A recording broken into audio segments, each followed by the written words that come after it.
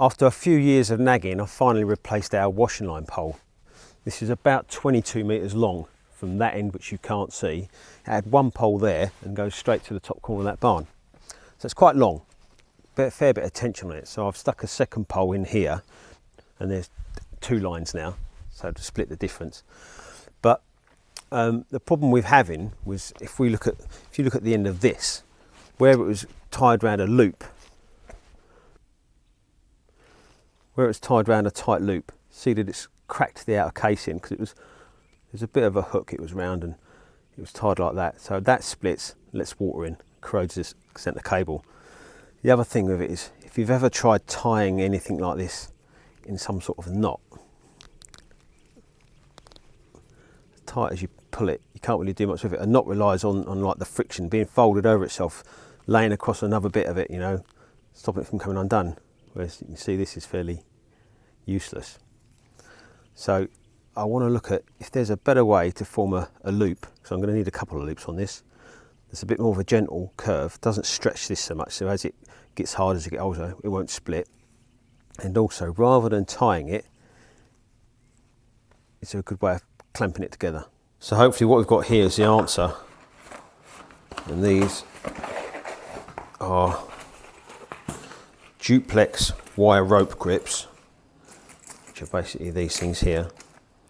And they've got an 8mm nut. These are duplex, so there's two parts to it. You get simplex, I think there is the other version, which is only half of this. So if you've got like a light washing line, you can probably get away with just the simplex ones, but our line's quite long, so it's going to carry a lot of weight. So basically, here we go. It's a 4mm, so you need a 4mm grip for a 4mm washing line, which is what we've got. And you'll notice they've got, I think you can see that, they've got a little shoulder. Let's move that out of the way. They've got a little shoulder in there. So this plate doesn't actually go all the way down. It goes a fair way, but it doesn't go all the way. The idea being it doesn't crush it. So what we do is we'll lay our cable in, or our line in one side, go around whatever we're tying to, then come back round. This thing goes over the top. The nuts go on, and then we tighten it down. And what we're also going to be using is a thimble. And basically what this does, you will lay the line around here, and it forms more of a gentle curve rather than a tight bend. Because again, that tight bend, cable splits or the outer casing splits on the outside, exposes the inner core and goes rusty. So we're going to try these, see if these work. So this was my first attempt. It's kind of like a hangman's knot or something, and you can see there's plenty of gaps there. I don't think this is going to last once it gets a decent load of washing on it. So it loops around this pulley. Basically all I needed was a hook.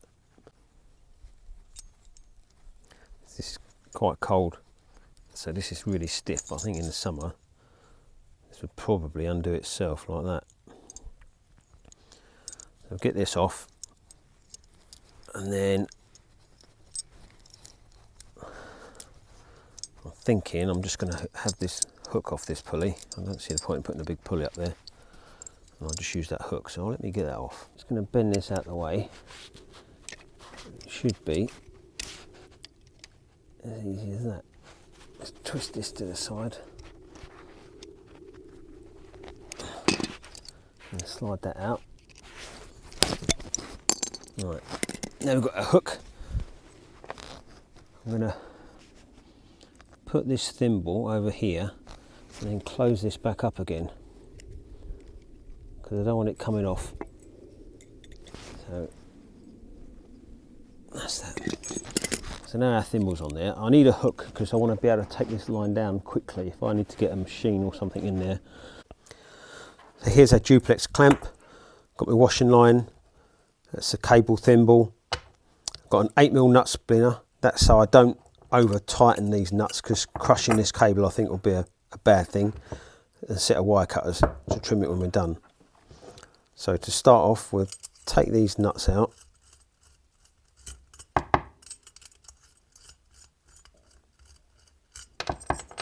take the plate out, and then what I'm going to try and do is, this is going to go in here, but with the thimble, I want the thimble to sit fairly close to this clamp, because I think if it's too far away there'll be a bigger loop, and then you better just pull that out. So get it, don't want it jammed inside, but fairly close to it. So I'm going to line up one side first. If this line's warm, it's a lot easier to deal with, but if you bend it around here, bend it around there, just that on its own clamps it in. So now it's a lot easier to deal with. So if you get the thimble, I want that fairly tight against there, bend that round, and then give it a bit of a push. It's snug. And that's it. And now if you see, I can't get that thimble out. It's not going to fall out. So get that on there, and it's just as easy as putting the plate on, put the nuts on,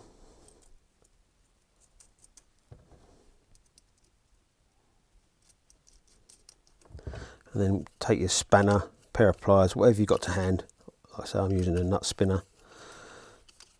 Spin the nut back on, and I'm just going to nip it up so it's firm but not, tight. It's not holding the wheel together.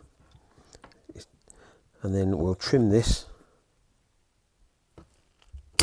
and I'm going to put a little bit of grease or oil on the end of the cables there, like the steel core, so that moisture doesn't get in there and rot it out. But there we go.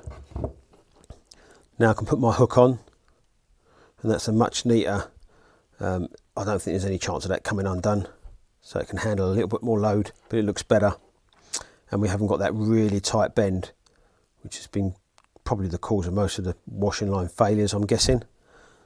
So this is a before, and there's my hook. You can see like my hangman's not on there. This is the after. It just looks so much neater. I don't think I'm going to keep trying to do that up either. That's on there pretty good. All I've done this end is put a clamp on this end, and then we've got like a roofing screw in there at the minute. If that doesn't work out, I'll get a proper hook for it, but that's the line in its highest position. And then there's a second one up there which lowers the line down so we can use it. And then all I did is I put a spare one of these duplex clamps on the line up there, so that it can't pull through that pulley and we lose the line. I'm not going to tell you how I found that out, but yeah, hopefully this one's helped you out. Check out my other stuff. I'll see you on the next one.